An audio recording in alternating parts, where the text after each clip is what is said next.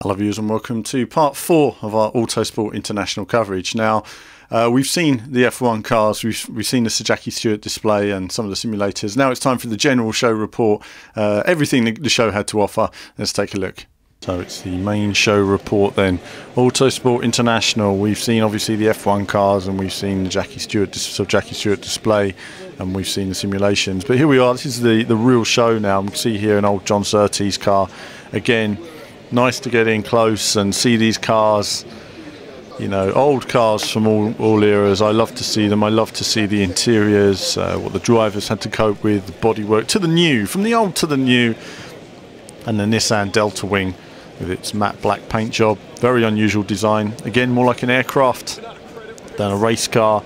Its design still isn't fully proven in many respects, but especially after the flip at Road Atlanta a little while ago. And to Reliant Regal, it has to be said, every type of two wheels or even three, sorry, of four wheels or even three wheels on display. I had to film that for you guys, just an unusual one. To what you need in the world of racing. Here we have the Cobra Seats. So if you need your racing wheels, your overalls, your roll cages, whatever you need, it was on display. And the Cobra Seats, as ever, very impressive. Lots of sim racers looking at those for their racing chairs, and you can see those nice carbon fibre backs as well. Very comfortable, very body hugging. To buying your trophies if you're having a tournament. It's everything that you need in the world of motor racing is under this roof, and as you can see, these guys make many of the trophies for the major races and events.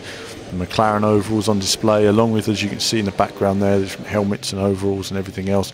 To stuff made with car parts, and you can see these incredible creations here, which are all made from scrap metal, obviously creating the Transformers here. Bumblebee, fantastic. These are, quite frankly, the best Transformers models I've ever seen, and they're all made out of car parts. You can see there the alien table. Very impressive, I have to say. I love to see the creativity in the workmanship, as well as the passion for the aliens, the predators, the sci-fi.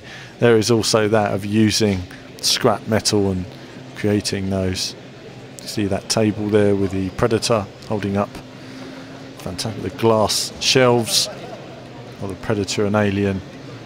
And if you recognise the parts, let us know. And again, to two other four-wheeled creations, Lowriders there as well. To some of these older cars, such as this Jaguar. Again, I like to see some of these old cars. They had such a passion and a personality to them.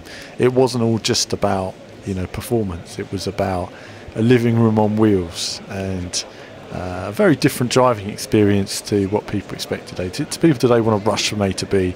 These cars weren't all about rushing. They were about enjoying the drive and in the personality that your car, such as the Mini there, conveyed as well as incorporating some excellent performance, of course, just down to its size. So we see a whole variety of cars here, and we see a British touring car here as well, driven by John Cleland.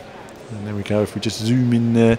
In 1995, a highlight era. It has to be said, the 90s were a fantastic era for British touring cars. The era of Alan Menu and Derek Warwick and all these guys. Great battling, seeing those guys at the time. And again, there was a mention, I think, by Tiffany Dell of the Nigel Mansell incident. I'm sure many of you saw that. Rainy Donington. We all wanted Nigel to come and win, and he got taken out. And he felt there was a bit of a conspiracy against him by the other drivers. To be fair, I know that many people poke at Nigel for things like that, but I did feel that he'd got up the other noses of the drivers as the big I am, and they sort of wanted to put him in his place. To the Santa Pod Raceway. Again, if you've been to Santa Pod drag strip, you can take your car there. It's called Run What You Brung, if you ever go along there. Just basically, it depends on how powerful your car is to how exciting the actual acceleration is. To the dragsters that are on display, you can see their big things they are with the front downforce. To the famous faces of motor racing, were all on display, and Sir Jackie Stewart, and obviously we had presenter Jake Humphrey, and we had Martin Brundle here, John Surtees on display. You know, was on there talking about his career. To the launch of the Formula 4, I don't know much about this at the moment, so it's something I'm going to research into. This was taking place at the time, was a hive of activity as people got their first look, tactile feel of the car it really was open for people to get stuck in, have a look, have a rummage around, and I did my best to try getting in there. The lighting in there wasn't what I would have liked to have filmed some of this for you guys, but it was nice to get in close. An impressive steering wheel as well, display there, very nice.